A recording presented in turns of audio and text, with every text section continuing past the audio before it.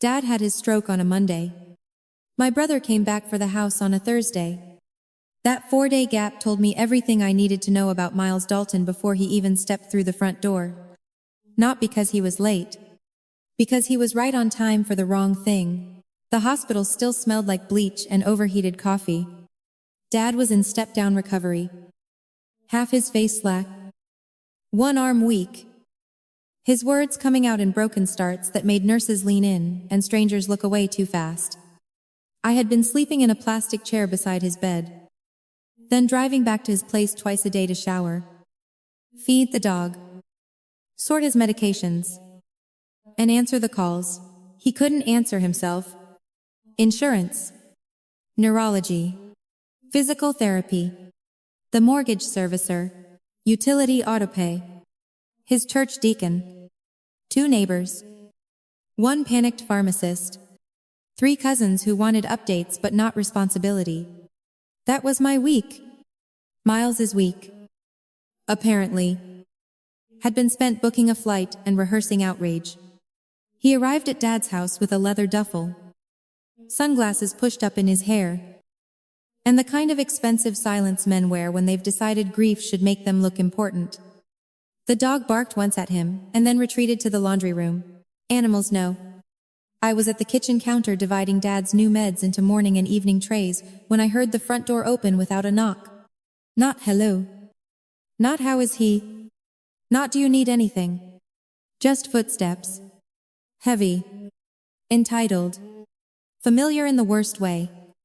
Miles came into the kitchen. Looked at the pill organizer. The stack of discharge papers. The legal pad covered in my handwriting. And said, "You moved in fast?" That was his opening line. Not, "How's Dad?" Not, "How bad is it?" Not, "I should have come sooner." You moved in fast. Some people don't show up when your father is falling apart. They show up when they think the paperwork might be getting lonely. I didn't answer right away. That mattered. Because Miles and I had been having the same argument in different forms since I was 14. He would imply. I would clarify. He would provoke. I would defend. And by the end of it, somehow, he would be the wronged son, and I would be the difficult daughter, who always turns everything into an audit. No. Not this time. I finished snapping the Thursday evening pills into place. Closed the plastic lid. And wrote PM on the strip with a black marker before I turned around. Dad had a stroke. I said, "Reine is handling his mill." I used my own name on purpose. That tends to unsettle people who are used to addressing you like a role. Sister. Caretaker. Problem. When you use your own name, if you stop sounding available and start sounding defined. Miles noticed. His jaw shifted. Then he did what he always does, when the room doesn't bend fast enough. He smiled. "Bad sign. You know what I mean?" He said. "Hospital Monday. Full domestic occupation by Thursday. That's efficient." There it was. Not concern. Accusation. The house sat on a quiet street in Ashburn, Virginia. In a neighborhood that used to be modest before the county got richer around it. Brick colonial. 2 stories. A small den addition Dad built himself in 1998. Original oak floors under the beige carpet he swore was better for winter. It wasn't a mansion. But in that zip code, with that lot size, and the old apple tree still out back, it was worth enough to bring out old greed in a son who'd been absent for years. Miles had not taken Dad to a single neurology consult. Had not come when Dad's balance started getting worse. Had not answered when I texted 6 months ago that Dad was forgetting bill due dates. But now, with 1 hospital bracelet and a stack of discharge documents in the house, he had arrived wearing suspicion like cologne. I leaned against the counter and watched him. Still no yelling. No speech. No tears. I learned a long time ago that men like Miles are only powerful when your emotion does their editing for them. He looked past me toward the dining room where I had spread out Dad's insurance packets, his rehab instructions, and the notebook I'd started keeping after the ambulance ride. The notebook had dates, times, nurse names, symptoms, questions for therapy, passwords Dad had remembered on Tuesday and forgotten by Wednesday, the number for Dr. Harold Pike, Dad's neurologist, the contact card for Tessa Vale, the hospital social worker who had already warned me in that gentle, heavily practiced tone social workers use when they know family trouble is about to put on good shoes, that recovery planning can surface pre-existing sibling tensions. That woman earned every cent of her salary. Miles saw the notebook and laughed softly. "Wow," he said. "This really is a full operation." I said, "Recovery usually is." He ignored that. Then he walked toward the dining room, picked up one of the folders without asking, and said the sentence that made my whole body go cold. "I just hope you're not planning to use Dad's condition to lock anything down before he can speak for himself. There are insults that sting. Then there are insults that reveal the speaker so completely, you stop feeling hurt and start feeling clear." That was one of those. He had taken my week of ambulance calls, medication management, dog feeding, laundry, hospital chair sleeping, insurance triage, and post-stroke coordination, and translated it instantly into asset capture. Not because there was evidence, because that was what he would have done. Miles accused Renee of stealing the house because theft was the only version of care he understood. I stepped forward and took the folder back from his hand. "Not hard. Not dramatic. Just enough. You have been in this house for less than 2 minutes," I said. "And already you're talking about the house before you've asked about Dad." For the first time since he arrived. The smile dropped. There he was. The real Miles. Not the polished consultant from Denver who sent Christmas bourbon and forgot birthdays. Not the son who posted old fishing photos on Father's Day with captions about legacy. Just a man measuring a crisis by how quickly it might rearrange ownership. He said, "Don't do that sanctimony thing with me, Renee. I know how this goes.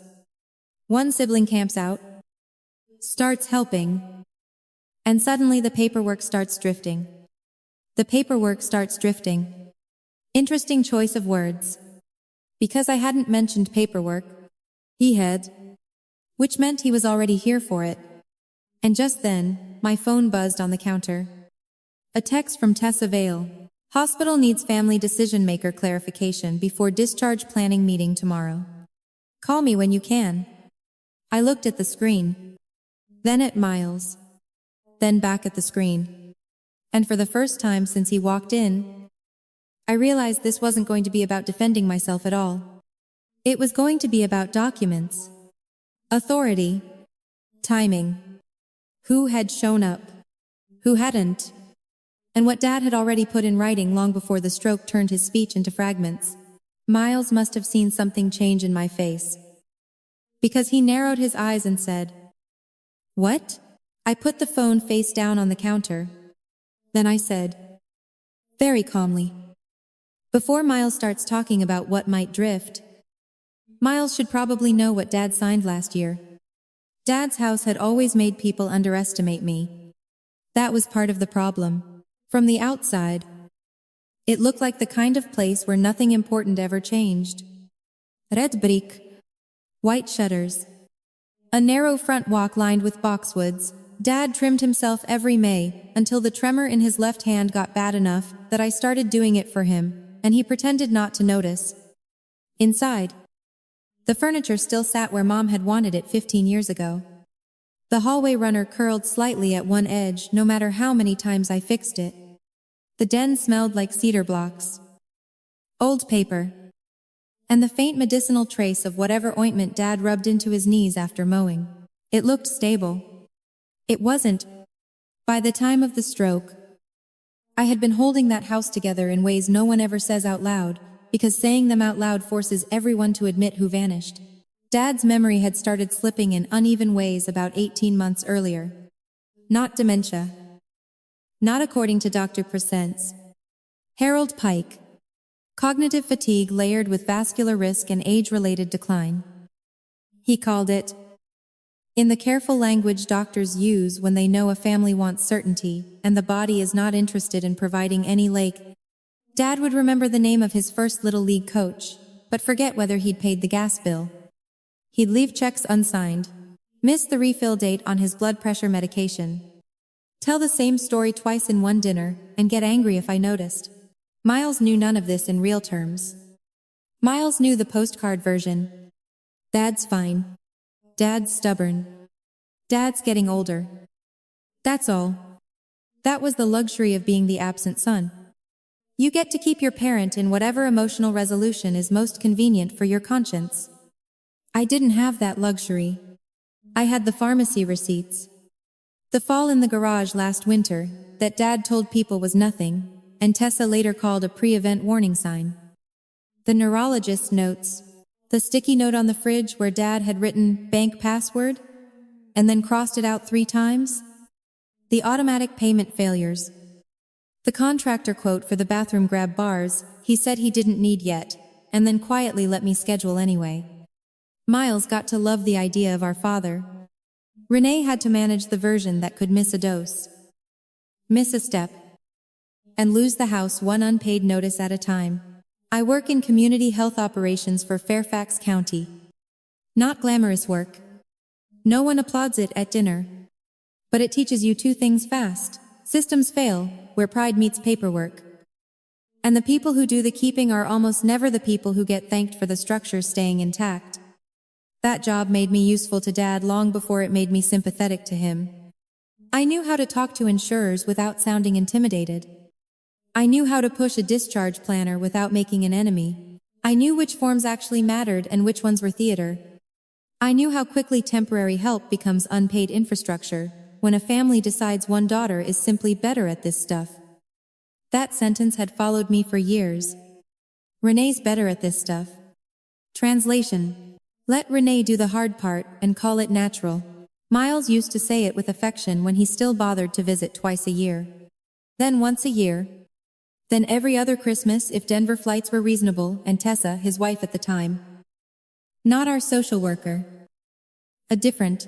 Tessa entirely wasn't booked. After the divorce. Even that thinned out.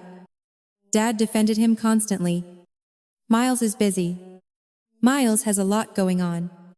Miles has always been different. What Dad meant was, Miles is a son.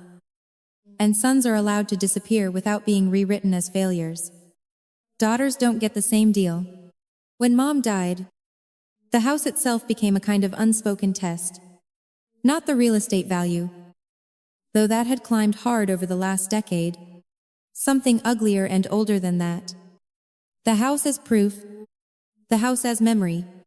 The house as the physical site where Dad could still pretend he was the center of a life that was already shrinking around him. And because I lived 40 minutes away while Miles lived 2 time zones over, the gravity always pulled me in. At first it was reasonable. Can you take Dad to the eye doctor? Can you check whether the furnace guy actually came? Can you bring soup? Can you look at this letter from the bank? Then it became structural. Can you just manage his online account for now? Can you talk to Dr. Faistas? Pike because Dad gets flustered? Can you sort the medication cabinet? Can you review the home safety checklist? Can you be there when the contractor comes? Can you keep an eye on things? That last phrase is how families hide labor inside love. Keep an eye on things. There is no hourly rate for that. No title. No inheritance premium. No automatic moral credit when the son flies back and starts asking suspicious questions in a kitchen full of evidence he never had to generate. And the house itself made it easier for him to do that. Because if you walked in cold, like Miles had, you didn't see 2 years of invisible maintenance. You saw one daughter's tote bag by the mudroom bench. One extra pair of shoes near the radiator. A cardigan over the dining room chair. My handwriting on the fridge whiteboard next to Dad's rehab appointments. To a greedy mind, caregiving always looks like positioning. To a decent mind, It looks like exhaustion. Miles had walked in showing me exactly which mind he brought with him. The worst part was that I had expected it. Not every detail. Not the speed. Maybe. But the shape of it. Because 6 months earlier, when Dad was still talking cleanly, still driving badly, still insisting he didn't need oversight, he had signed a stack of documents at my dining table after Dr. Saidayan. Pike scared him more than he admitted.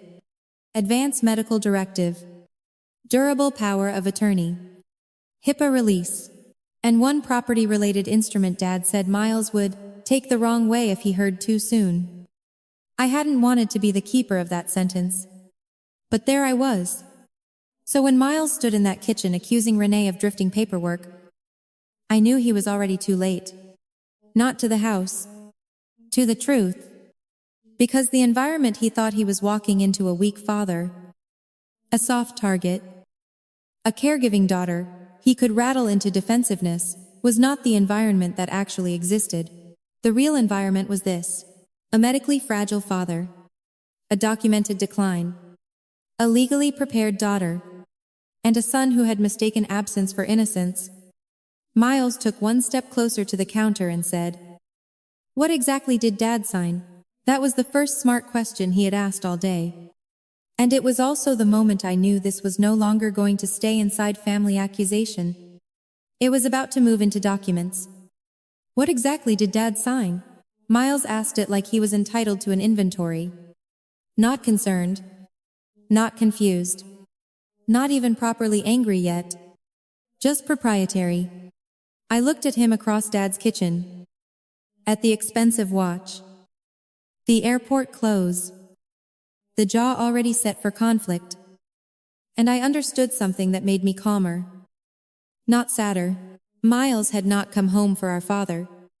Miles had come home for sequence control. He wanted to get in front of the documents, before the documents got in front of him. I slid Dad's Thursday evening meds aside and said, "Hospital needs clarification on decision-making before tomorrow's discharge, planning meeting." That wasn't the full answer. That was me choosing the order. Miles didn't like that. "I didn't ask about the hospital," he said. "I asked what Dad signed."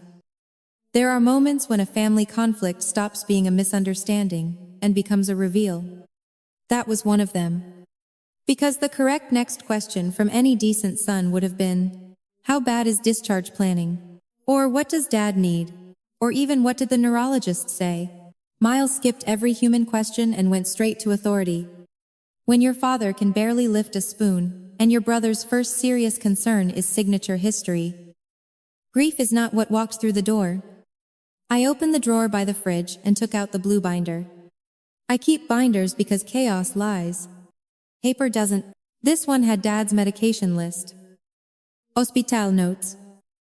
Rehab contacts. Assurance information. Home safety assessments.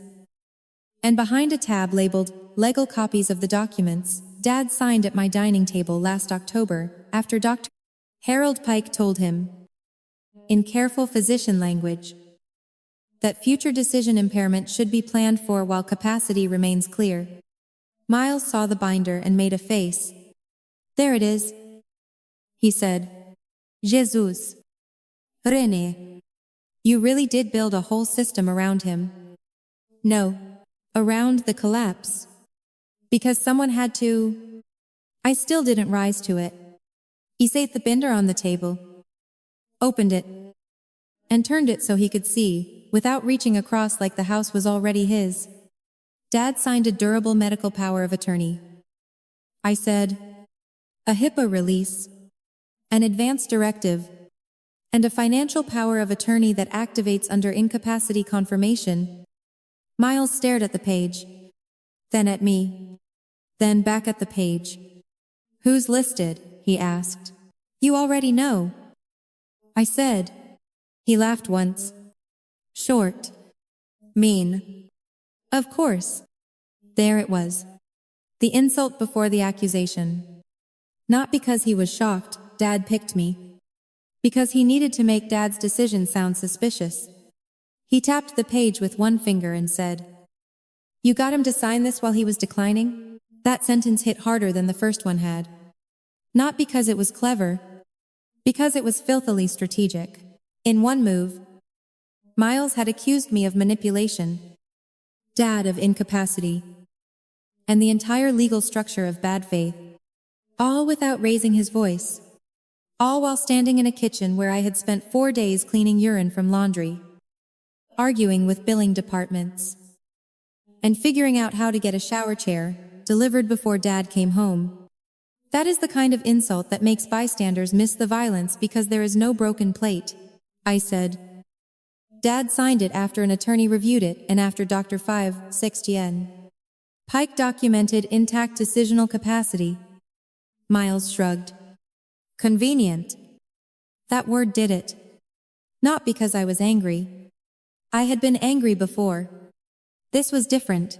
This was the moment I understood that Miles was not merely selfish. He was willing to convert my caregiving into evidence against me. He was willing to look at months of work, Dad's own fear, an attorney's review, a physician's documentation, and call all of it convenient because it kept him outside the circle of control.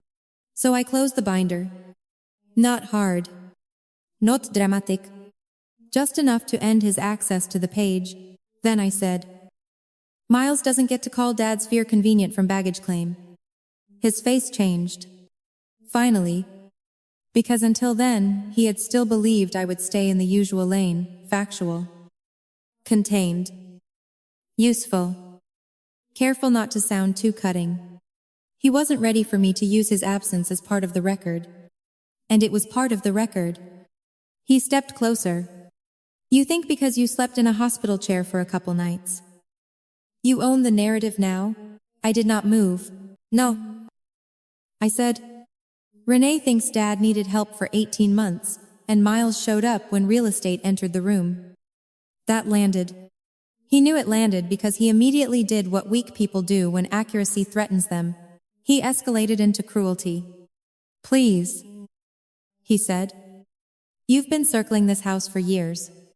Fixing bills, sorting papers, acting like some sainted daughter. Don't tell me you never saw an angle. There it was. Public enough to wound. Specific enough to poison. Ugly enough that even he couldn't pretend he meant something else. My own brother had just accused me of caretaking as investment strategy.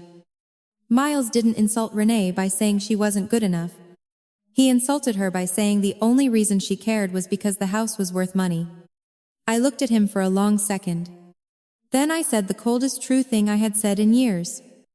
If Renee wanted the angle, Renee would have let Dad fail faster. He actually stepped back. That's the thing about real sentences. They don't need volume. They just need bone. Because it was true. If I had wanted leverage, I had dozens of opportunities. I could have let the late notices pile. Let the medication errors worsen. Let the rehab planning drift. Let the bank flag the missed payments Dad had nearly started missing.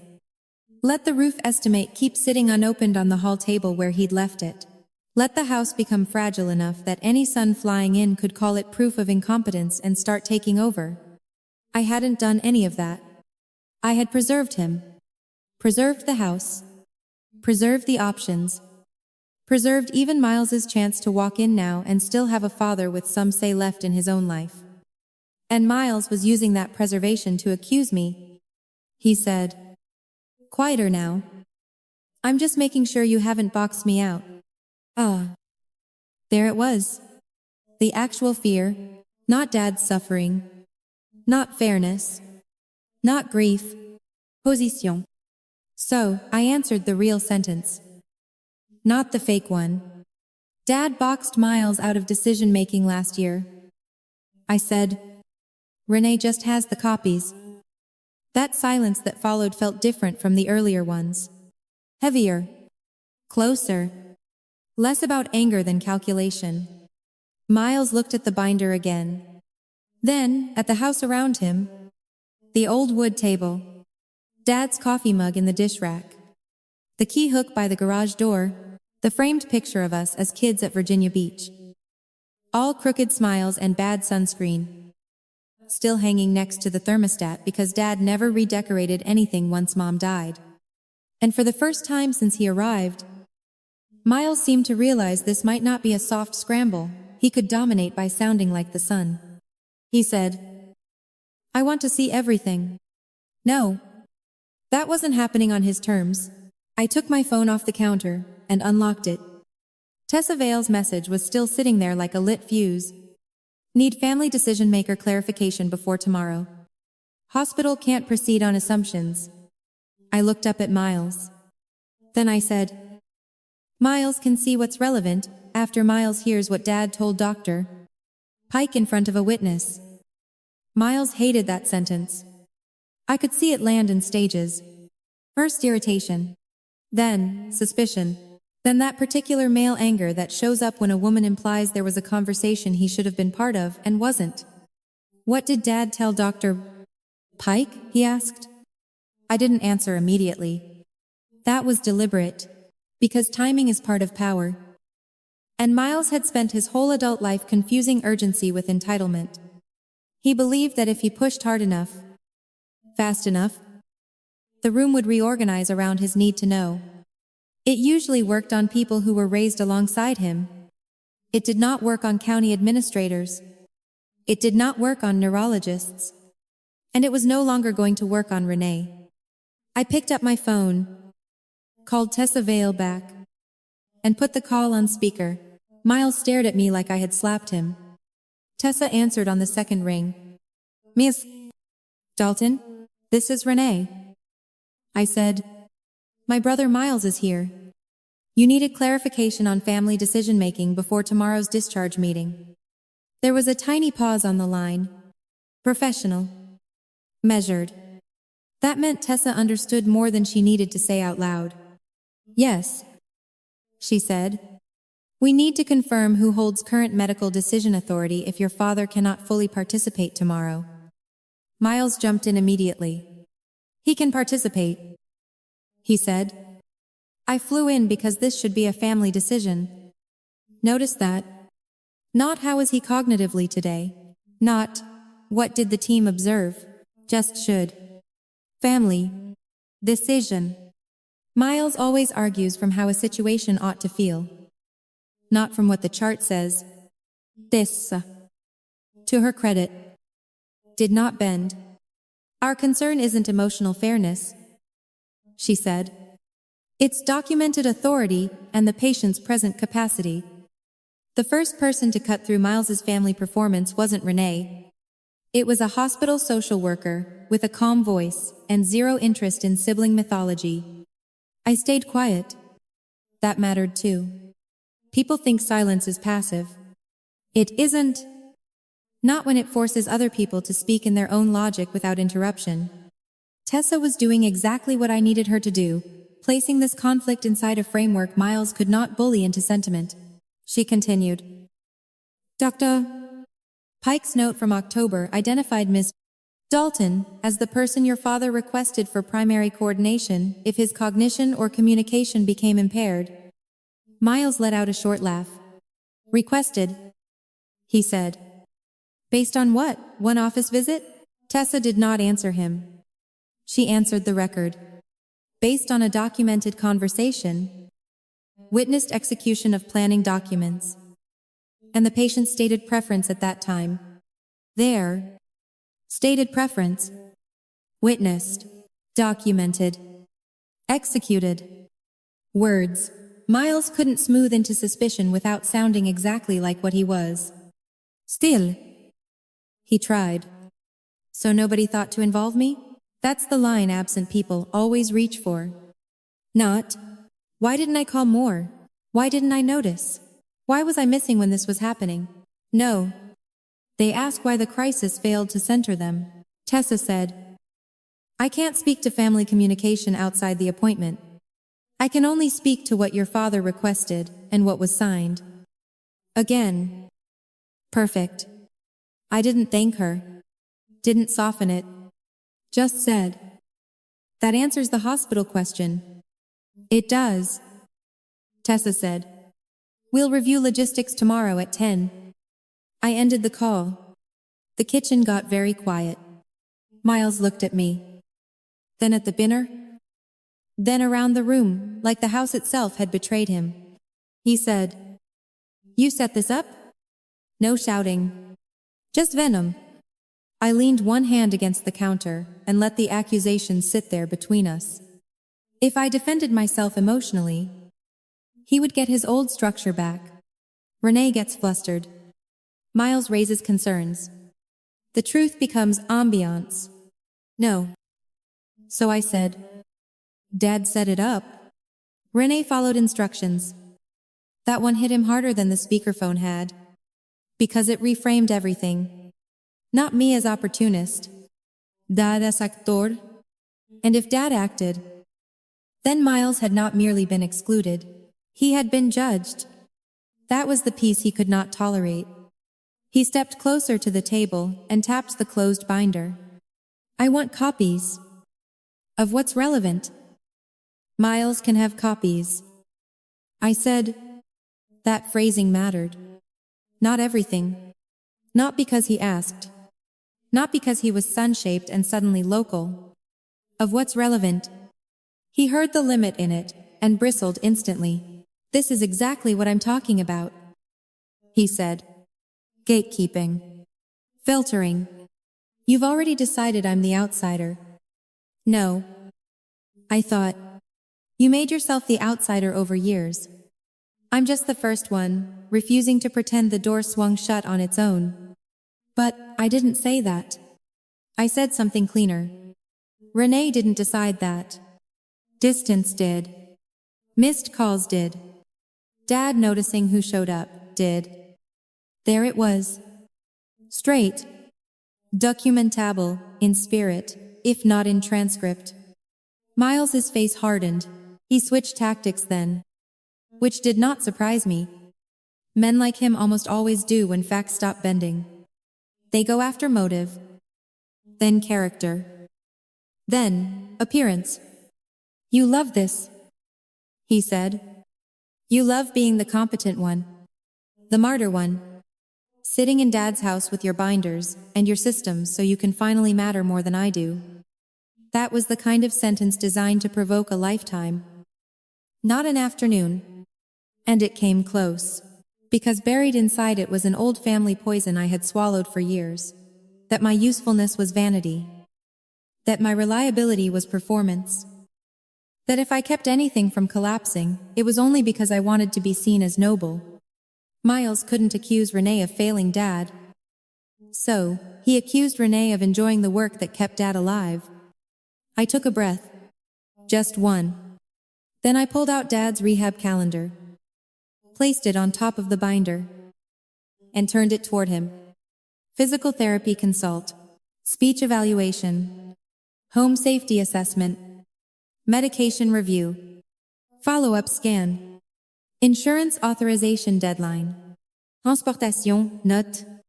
Dog care schedule. My handwriting covered all of it. Miles sees management. I said, "Renee sees what happens if nobody does it." He glanced at the calendar and looked away too fast. Good. Because most selfish people can tolerate accusation better than evidence of labor. Labor indicts them differently. It forces comparison without theatrics. Then Miles made his ugliest move yet. He looked around the kitchen.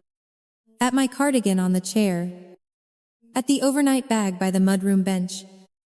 At Dad's blood pressure log on the fridge. And said, "How long exactly were you planning to stay here?" There it was. The house. Finally said plainly enough to stop pretending. Not, "How long does Dad need support? How long until rehab starts?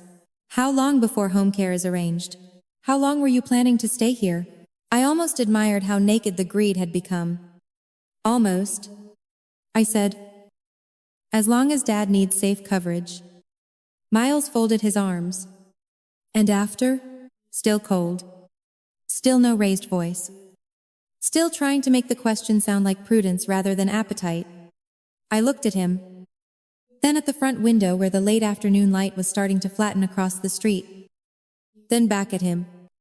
Then I said the sentence I had been holding since he walked in. After depends on what Dr. Pike confirms tomorrow about recovery. And on what the deed says right now. Not on what Miles imagined on the flight home. That stopped him. Not because he was embarrassed. Because I had just widened the room beyond us. Recovery. Deed. Confirmation. No longer a sibling spat. A structured problem with two tracks. Medical capacity and property reality. He narrowed his eyes and said, "What does the deed say right now?" I did not answer. Not yet. Because once the deed entered the room, the fight would stop being theoretical. And judging by the way Miles had just planted himself in Dad's kitchen like a claimant instead of a son, I wanted him to sit in that uncertainty for one more minute. So I picked up the medication tray, slid it back toward me, and said, "Miles can ask that question tomorrow, in front of the attorney Dad used." Miles didn't leave that night. Of course he didn't. Men who come back for houses don't storm out when the first door closes. They stay. They recalculate. They look for a softer hinge. He took Dad's old den, the one with the built-in shelves, and the recliner that still leaned slightly left because Dad refused to replace the spring. He dropped his duffel on the floor, like a man claiming temporary moral occupancy, and spent the rest of the evening making performative calls from behind a half-closed door. I heard fragments. "Yeah. I'm here now." "No." "It's worse than she said. Dad signed stuff. Of course she's managing everything. She. Not Renee.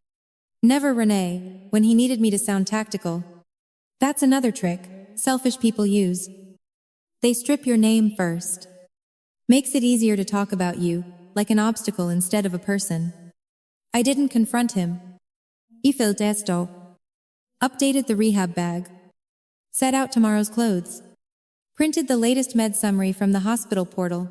And at 11:40 p.m. I sat alone at Dad's dining room table with the blue binder open and read the October notes again. Not because I didn't remember them. Because sequence matters more when someone starts lying nearby. Dr.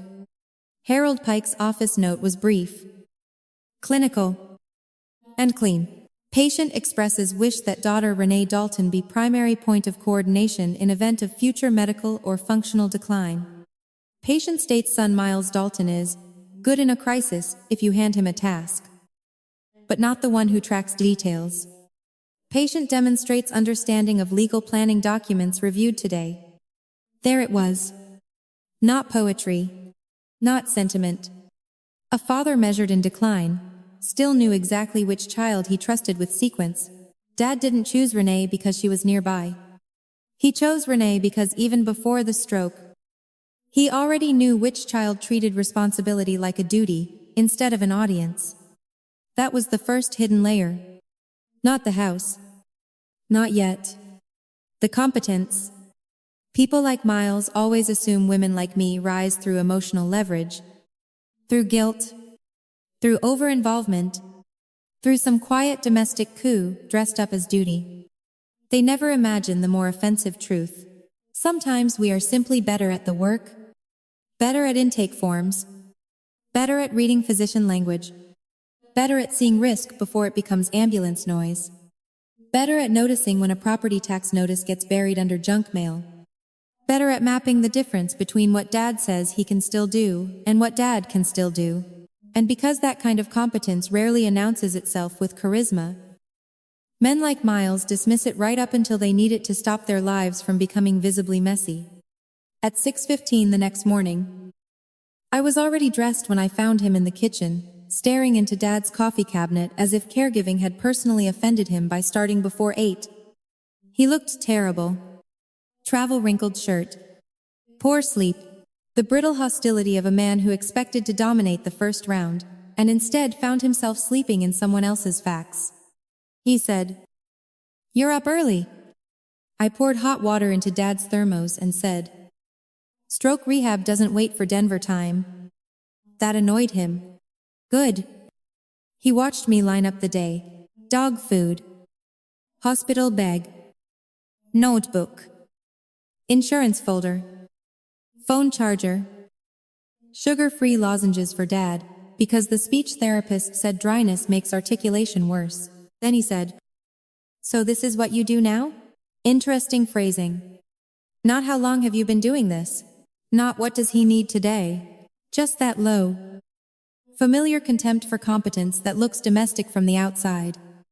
So I answered precisely, "Renee coordinates post-acute care planning for a living." I said, "And for Dad?" Since he stopped being able to manage it alone, his eyes narrowed.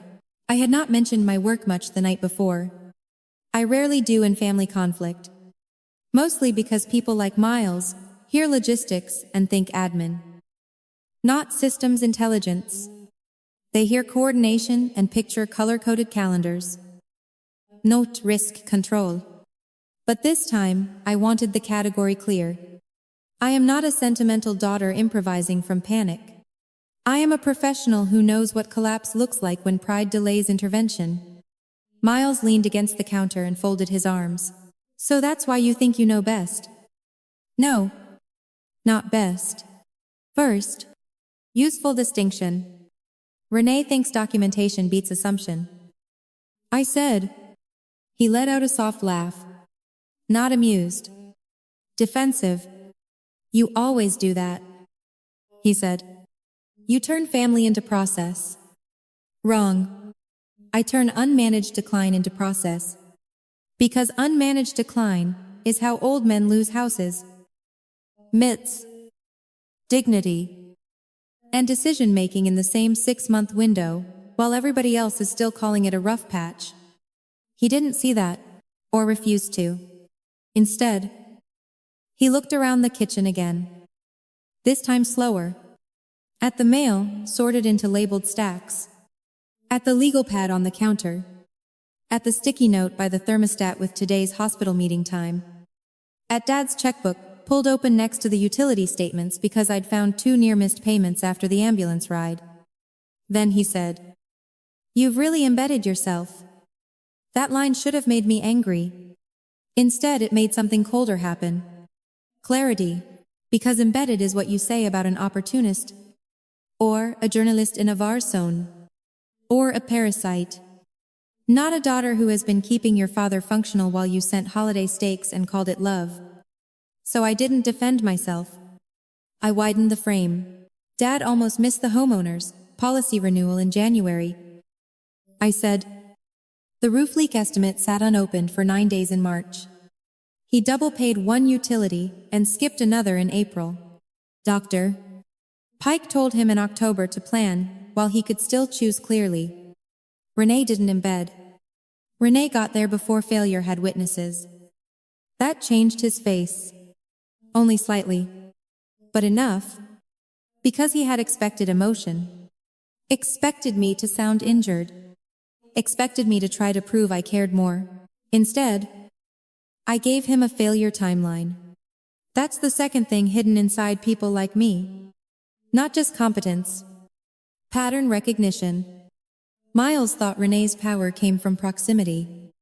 It actually came from knowing exactly when the system had started breaking and exactly how long he had been absent from the break. He tried one more angle. If things were that bad, why didn't you force the issue sooner? Excellent. Because now he was finally asking a real question, and the answer exposed more than he knew. Because Dad was still choosing. I said. Slowly. Stubbornly. Imperfectly. But choosing. Renee intervened where risk required it and kept the rest intact as long as possible. That's what people outside caregiving don't understand. The line is rarely dramatic. It moves. One unpaid bill is not incapacity. One forgotten date is not incapacity. Pride can look like independence from 10 feet away. Love can look like overreach to the sibling who didn't have to watch the decline happen in increments. I knew where the line was because I had trained myself to see lines like that for other families before I ever had to do it for my own. And Miles, for the first time since arriving, realized he was not arguing with a tired daughter. He was arguing with someone who had already run this kind of battlefield in other people's lives. That mattered. He looked toward the binder on the table, then back at me.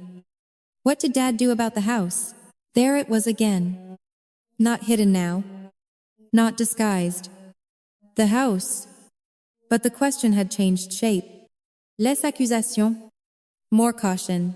Because maybe, just maybe, Miles was starting to suspect that what Dad signed last year was not a panicked old man being cornered by one daughter.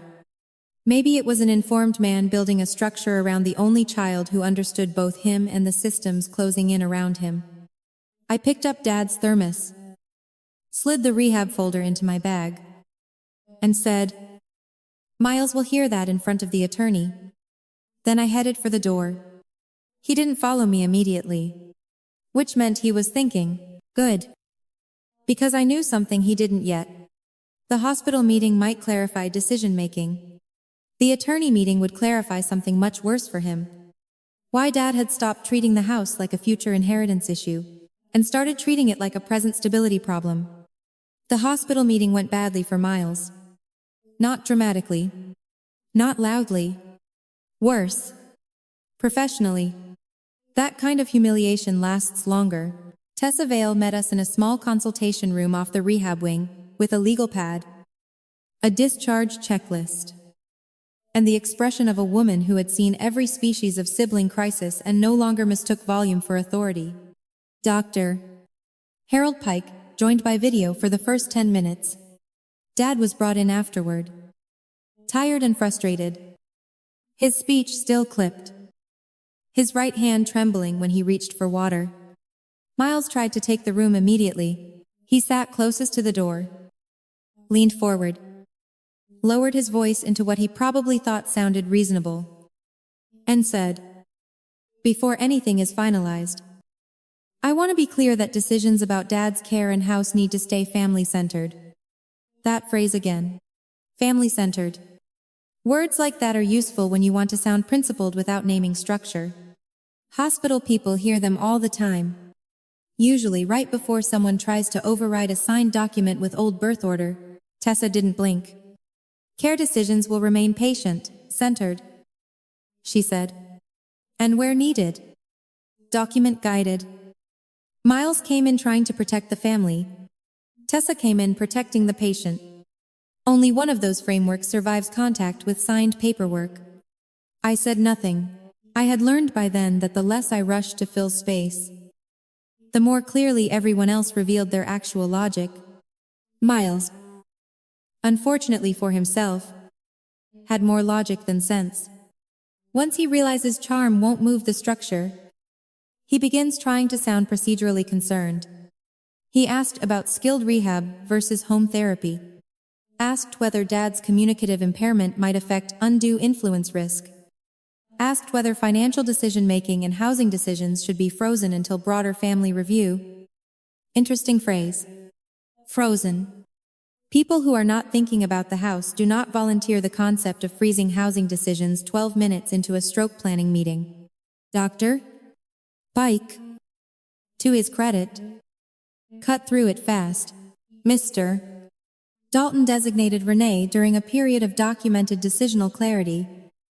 He said from the screen. That documentation exists because he was specifically concerned about what would happen if a medical event impaired speech before judgment. Miles smiled thinly. "And you're satisfied he understood the implications, Doctor?" Pike actually paused before answering, which I think was his professional version of contempt. "Yes," he said. "In fact, your father was unusually precise." That word mattered. Precisi. Not emotional. Not pressured. Not confused. Precisi. Then Dr. Pike glanced at a note on his screen and added. He also raised concerns that his son might return only when the situation became materially consequential. There it was. No one moved. Tessa looked down, pretending to review her pad. I kept my face still. Miles went white, then angry, then tried to recover into indignation. "He said that?" Miles asked. "Doctor." Pike said. He did. I don't know what hurt Miles more, that Dad had said it, or that another man had witnessed it in writing. Because that is the second hidden layer in families like mine. Not just who does the work, but who the parent has already assessed correctly, while everyone else is still pretending they're equally trusted. Dad had seen him. San Metu. And last October, before the stroke took his easy speech away, he had chosen to leave a trail. Miles turned to me as if I'd somehow planted the sentence in a neurologist's notes by sheer administrative force. You've been poisoning him against me for years, he said. Tessa stepped in before I had to. That accusation is not helpful, she said. And it is not supported by the chart. Good. Because once the accusation leaves family air and enters professional air, it starts suffocating. I finally spoke. Renee didn't need to poison anyone, I said. Miles had an independent operating history. Short. Clean. Enough. Dad was wheeled in a minute later. And that changed the room in a different way. Until then, Miles had been arguing over structures in the abstract. Documents. Authority. Procedures. But when Dad came through the door in hospital gray socks, one shoulder slumped lower than the other, his mouth working too hard for each word. The emotional optics shifted whether Miles liked it or not. Dad looked smaller, older, not diminished exactly, but exposed. That should have made Miles softer. It didn't. That told me more than anything else. He crouched beside Dad and said, too brightly, "Hey, Dad. I'm here now. We're going to sort all this out." Another theft in miniature. Dad looked from Miles to me, then to Tessa, then back to Miles. It took him effort to say the sentence. I could see him assembling it piece by piece, fighting his own mouth for control. "Renee has it," he said. Not elegant, not complete, but clear. Miles laughed once, disbelieving. "Dad, I'm not saying Renee hasn't helped," he said. "I'm saying we need to review things, especially the house." There, in front of Tessa, in front of Dr. Pike, in front of our father, whose blood pressure still dipped if the room got too charged. The house. Not recovery. Not speech therapy. Not bathroom access. Not whether Dad could safely climb the stairs. The house. Miles finally said the quiet part in a hospital consultation room, in front of witnesses. While Dad was still learning how to push words through half a working face, Tessa's pen stopped moving. Dr. Pike looked at the camera with the expression doctors get when relatives accidentally reveal the motive they were trying to perfume. Dad stared at Miles for a long second. Then he said, with enormous effort, "Not now." Those two words carried more authority than anything Miles had said all morning. Because they were not vague, not sentimental, not frail, not now. Miles should have stopped there. A decent son would have. Even a selfish son with good instincts would have paused. Regrouped. Saved face. Miles did the opposite. "When then?" he asked. I actually closed my eyes for one beat. Not from emotion, from clarity, because that was the moment I knew this had crossed the line from suspicion into something no one in the room could reframe as concern. He was pressing a post-stroke father. In a discharge planning meeting. For house timing. Tessa set down her pen and said, "We are not discussing property distribution in this meeting." Dad turned his head toward me. That mattered. Not because it was tender. Because it was directional. He was orienting to the person he trusted to hold sequence when the room got ugly. Then he lifted his left hand barely, shakily, and made a small movement toward his overnight bag. I knew what he wanted before anyone else did. The envelope. The one I had packed after the ambulance ride. because I knew Dad hated depending on memory when paper could do the speaking. White legal envelope. His handwriting across the front in block letters. Vale, Pike, if needed. I pulled it from the bag and put it in my lap. Miles saw it instantly. "What is that?" he asked.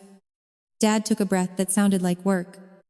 Then he said, clearer than anything he'd said all morning, "Give him the letter."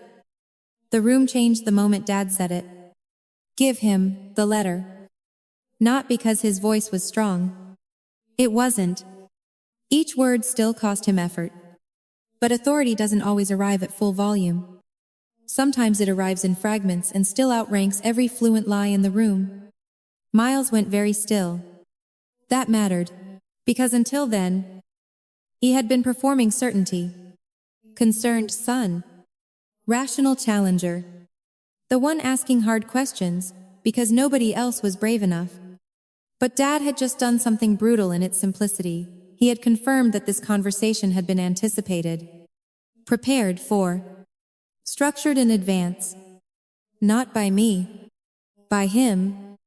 And there is nothing men like Miles hate more than discovering the family script was revised before they even entered the scene. I looked at Dad once to make sure he was steady enough for this. He gave the smallest nod. Barely a movement. But clear. So I opened the envelope. Inside was one typed letter on legal stationery from the attorney Dad had used last October. Plus a short handwritten page from Dad himself. I glanced at the typed page first. Just enough to confirm the order. Good. Counsel summary first. Dad's note second. Miles leaned forward. "What is that?" he asked again. But now the question sounded different. Less entitled. More wary. Tessa Vale folded her hands on the table and said, "If your father is directing disclosure, we can include it in the meeting record." That sentence was a gift. Meeting record. Perfect. Because the second something enters the record, it gets harder for family manipulators to later call it confusion, emotional distortion, or a sister's selective memory. Miles came to challenge Renee's version. Instead, he walked into a room where Dad had already prepared a written one. I read the attorney letter first. Not the whole thing. Only the part that mattered. Mr. Calvin Dalton has requested that his daughter, Renee Dalton, serve as primary coordinator of medical, household, and financial continuity should a stroke, infal, or similar incapacitating event occur. Mr. Dalton has further stated concern that his son, Miles Dalton, may seek to participate primarily in relation to disposition of the residents, rather than continuity of care. No one moved. Not Tessa. Not Dr. Pike on the screen. Not me. Miles looked like he'd been slapped with a cold towel. Then I read the next line. Mr. Dalton specifically requested written confirmation that no proposed sale, refinance, occupancy transfer, or deed alteration concerning the residence be discussed during any acute recovery period without independent physician capacity, review, and counsel present. There it was. The house. Not vague. Not implied. Not symbolic. Named. And not by me. Bidat. Miles let out a sharp breath through his nose. "This is insane," he said. "You had him draft a preemptive accusation?" "Wrong." And the speed of his reaction told me he knew it. I didn't answer. "Dr. Pike did." "No," he said evenly. "Your father articulated the concern himself. More than once." That line landed even harder than the letter. Because a document can be attacked. A doctor's repeated observation in live time is harder to flatten. Miles turned toward the screen. "You talked about me like I was some kind of predator?" Again. Telling on himself. Not. Was Dad scared? What did I do to make him think that? Just indignation that the assessment existed. Dad made a rough sound in his throat. trying to speak over the tension. I stood, poured water, steadied the cup, and held it while he drank. That's another thing selfish people hate: practical competence during conflict. It ruins their ability to frame you as theatrical. While Miles was spiraling around a fence, Renee was still the one keeping Dad upright, watered, and regulated. Tessa watched that too. So did Dr. Pike. Then Dad looked at Miles and said, slowly, painfully, "You came for the house." No one in that room breathed normally after that. Because it was no longer a suspicion, no longer a note, no longer a physician observation or an attorney memo. It was the patient himself. Miles stood up too fast and the chair legs scraped hard against the floor. "That is not fair," he snapped. "I came because nobody told me how serious this was until he was already half gone." There, finally, some truth. Not all of it, but some. Yes. He had been told late, because Dad had hidden decline, because I had been covering more than I should have, because families rot in staggered honesty, but Miles ruined whatever sympathy that truth might have earned by continuing. And if I'm asking about the house, it's because somebody has to think beyond hospital paperwork and martyrdom, he said, looking directly at me. Dad's not coming home to run stairs and balance checkbooks. Someone has to deal with reality. That sentence might have worked. Might have. If he hadn't spent the last 24 hours proving his version of reality began at the property line. I set Dad's cup down. Then I picked up his handwritten page. This was the dangerous part. Not because it was explosive. Because it was personal. Dad's handwriting had gotten shakier in the last year. But the page was still unmistakably his. Blue ink. Block letters. Because he always thought script made serious things look weak. I read it exactly as written. If this letter is being read, then I was right about timing. Renee will stay calm. Miles will arrive hot. If Miles is asking about fairness, ask him how many Tuesdays he was here when the stairs got hard. Ask him who found the insurance lapse notice. Ask him who sat in the cardiology overflow room in February. Ask him who knows where the furnace shutoff is. A house is not value if the person inside it becomes paperwork. That last sentence cut the room open. A house is not value if the person inside it becomes paperwork. Miles came back for an asset. Dad had already reduced the whole fight to one devastating line. A house stops being valuable the moment you value it more than the person trapped inside it. Miles looked at me like he wanted me to be the villain again. But the route back to that version was gone now. Tessa had the record. Dr. Pike had the chart. Dat had spoken. The attorney letter existed. Even if Miles wanted to accuse me of manipulating everything, he would now have to accuse half a dozen adults. 2 written documents. And his recovering father's own mouth. That's when the escalation turned sloppy. He pointed at the papers and said, "Fine. Maybe Dad got spooked. Maybe you and all these professionals put the worst-case scenario in his head. But this still doesn't answer what happens to the house." There it was again. Even now. Even here. After the letter. After Dad's note. After being named plainly. The house. Tessa's expression changed. Not outrage.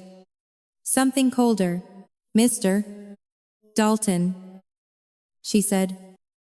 "Your father is in early stroke recovery. If your priority in this meeting remains residential control rather than discharge safety, I'm going to recommend we conclude this discussion and proceed under the existing documents." That was the first institutional threat he'd heard all morning. And he heard it. But instead of backing down, Miles made the mistake people like him always make when the room stops flattering them.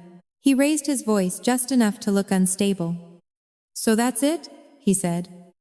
"Renee gets to take over because she's local and good at forms?" "No." And that was about to become very expensive for him. Because he still hadn't asked the most dangerous question in the room. Not what the house meant. Not what Dad feared. But what Dad had already done with the title before the stroke ever happened. I folded the handwritten page, slid it back into the envelope, and looked directly at Miles. Then I said, "Renee doesn't need to take over. Dad made sure the house couldn't be grabbed during recovery in the first place." That stopped Miles cold. Not for long. Just long enough.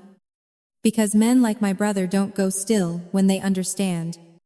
They go still when they realize the shape of the problem is about to get bigger than their performance. "What does that mean?" he asked. His voice had lost something. "Not volume?" "Authority." "Good. Because until then..." Miles had been acting as if this whole mess still lived in the emotional register: resentment, guilt, fairness, siblings. Who showed up? Who didn't? A family fight. The kind of thing a sharper man can usually bend by sounding confident and injured at the same time. But when I said Dad had made sure the house couldn't be grabbed during recovery, I moved the conflict into a different category. Structure. And structure is where men like Miles usually discover they arrived underprepared. Tessa looked at me once, without asking whether this was still relevant to the meeting. It was. Because the second Miles made the house part of the discharge conflict, the house stopped being separate. Not legally. Maybe. But operationally, emotionally, practically, the house was the pressure point contaminating care planning. So, yes. It belonged in the room now. I took a breath, opened the blue binder again, and removed the second property tab. Not the will tab. Not the insurance tab. The recorder copy. Fairfax County Clerk's Office. Stamped. Recorded 6 months ago. I slid it across the consultation table toward Miles. He looked down at it and didn't touch it. That was the first interesting thing. Because greedy people always think they want documents until the documents turn out to have edges. "Doctor." Pike leaned slightly closer to his screen. Tessa uncapped her pen again. Dad watched all of us with tired, furious concentration. Like a man who hated needing witnesses and had chosen them anyway. Miles finally picked up the first page. Then his face changed. There are expressions people rehearse for anger, for grief, for public concern. This was none of those.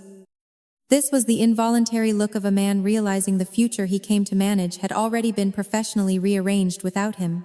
The recorded instrument created a life estate structure.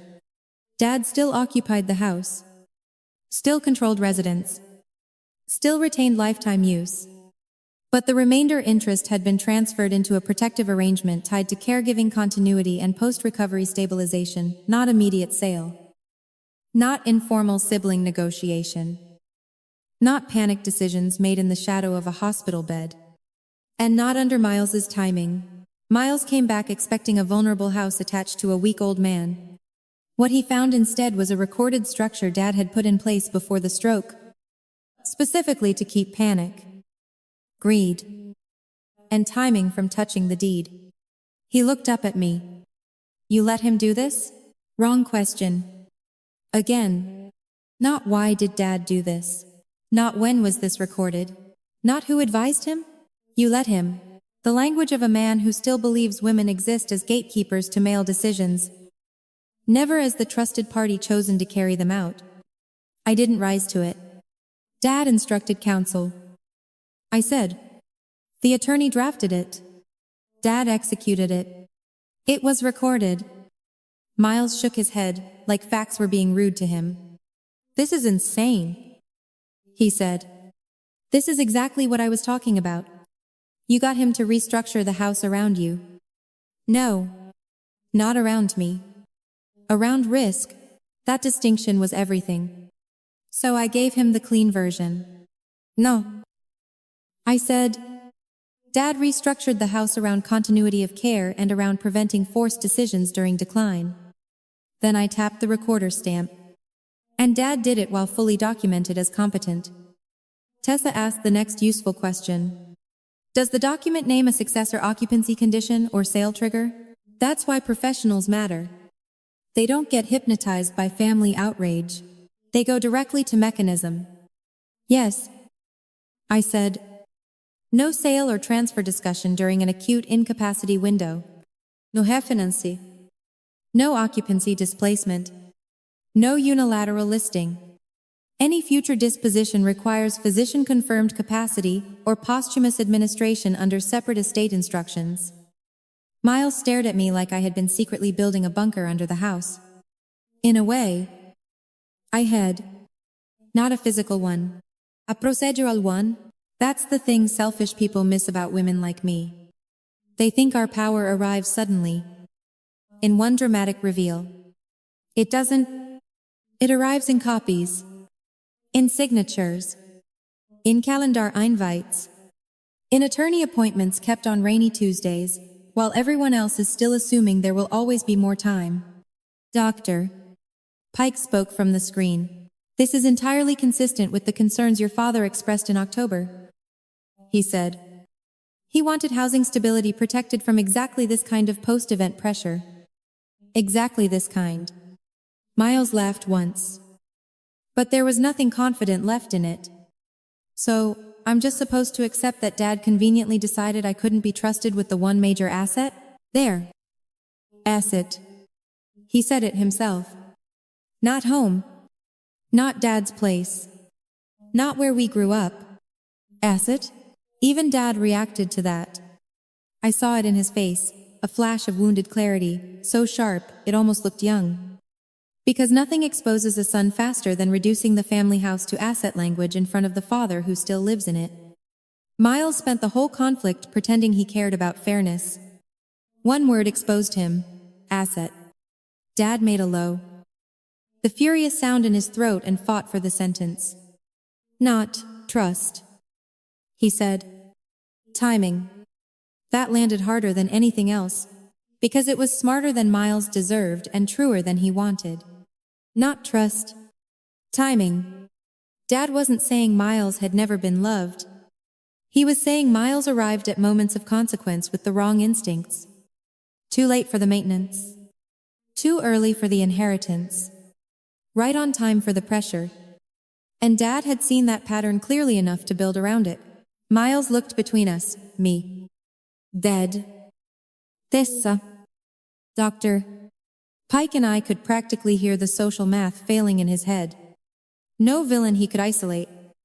No tearful daughter to accuse of manipulation. No confused old man mumbling into contradiction. No private family fog. Just recorded paperwork. Physician documentation. A social worker taking notes. And a recovering father whose speech was broken, but whose meaning was not. Still. He made one final reach for the moral high ground. So what? He said. Renee just gets rewarded because she stayed close? I turned to him fully then. Not angry. Not triumphant. Just done. Renee didn't get rewarded. I said.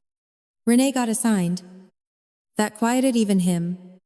Because that is the truth no one likes to say out loud. Kare isn't a prize. It's not a coronation. It's not even intimacy half the time. It's assignment. Boredom. Competence under repetition. 1,000 unphotographed acts that slowly become the floor everyone else stands on while they argue about ownership. And Dad knew that too. That's why he had built the document the way he did. Not to crown me. To stop the house from becoming leverage against the person doing the actual keeping. Tessa wrote something down. Then looked directly at Miles. For discharge purposes, she said. This clarifies the issue. Housing stability is protected. Primary coordination remains with Renee. If you want a separate estate discussion, that belongs with counsel. Not in medical recovery planning. There it was. Authority. Placed correctly. Miles had nowhere left to go inside the room. So he did what men like him always do when process beats them publicly. He got colder. Not louder, Colder? He folded the recorder copy, set it down, and said, "Fine. If that's how this is going to be, then we'll talk outside the hospital." I believed him. Because once greed loses in front of witnesses, it almost always tries to regroup in private. But he had already lost the most important thing. Surprise. Now I knew what he wanted. Tessa knew. Dr. Pike knew. And most importantly, Dad knew. I knew. I slid the recorder copy back into the binder, closed it, and looked straight at my brother. Then I said, "Outside the hospital is where the rest gets worse for Miles." Outside the hospital. It did get worse for Miles. Not louder. Not ooyer. Worse, in the way. Real consequences usually are specific, documented, and impossible to charm backward. He followed me to the parking garage after the meeting. Not close enough to look wild. Just close enough to perform injured brotherhood if anyone passed by. Concrete. Fluorescent lights. Distant elevator key. My shoes echoing sharper than his. I could still smell hospital sanitizer on my sleeves. "Miles wants to understand what that was supposed to mean," he said. "Interesting. Not what did you mean?" "Miles wants." Third person. Defensive distance. As if narrating himself might make him sound more reasonable. I unlocked Dad's car, put the rehab folder on the passenger seat, and turned back to him. "What Renee meant," I said, "is that the house was only the first layer?" He laughed once. Of course it was. There was the arrogance again. Thinner now, but still there. He still thought this was a family chess game. A property maneuver. One sister securing one asset. He still didn't understand the scale, so I gave him the next fact cleanly. Dad moved the house into a protected structure 6 months ago. I said. And 3 months ago he also changed the account authority on the maintenance reserve, the long-term care fund, and the home repair line, so none of it could be drained, borrowed against, or redirected during a medical event without review. That landed. He didn't hide it this time. His whole face shifted, not into grief, not into shame, but into the first real look of financial panic I had seen on him since he landed. Because now the picture was clear enough even for Miles. This wasn't just about whether he could pressure a weakened father into talking sale timing. It was about the fact that Dad had already anticipated pressure and built an administrative wall around everything that touched continuity. The house, the cash reserve, the repair fund, the care buffer, not frozen by me, protected by him. Miles came back, expecting inheritance gravity. What he found instead was a father who had already converted sentiment into safeguards. He said, "That's absurd. Dad wouldn't do all that unless someone scared him." "No," I said. "Dad did all that because someone finally told him what decline costs when nobody plans for it." That was the part Miles could never compete with. Not love. Not blood. Not son status. Competence. I knew what rehab would cost if Dad plateaued early. I knew what home care agencies required up front. I knew what one bad roof leak plus one ambulance bill, plus one panicked son with ideas about liquidation could do to an older man's stability in under 90 days. Miles had theories. Renee had models. That difference was now running the room. He stepped closer and lowered his voice. "So what now? You sit in that house and play gatekeeper until he dies?" There it was. The old cruelty. Dragged back out because his smoother tools had failed. Still, I didn't bite. "Now, Renee gets Dad through rehab," I said. "Now the house stays intact while Dad is alive in it. Now Miles stops acting like delayed arrival counts as stewardship." That last line hit. Good. Because stewardship was the word he wanted, without earning any of its tasks. He stared at me a long second, then tried one final angle. "You really think this makes you the good one?" "No,"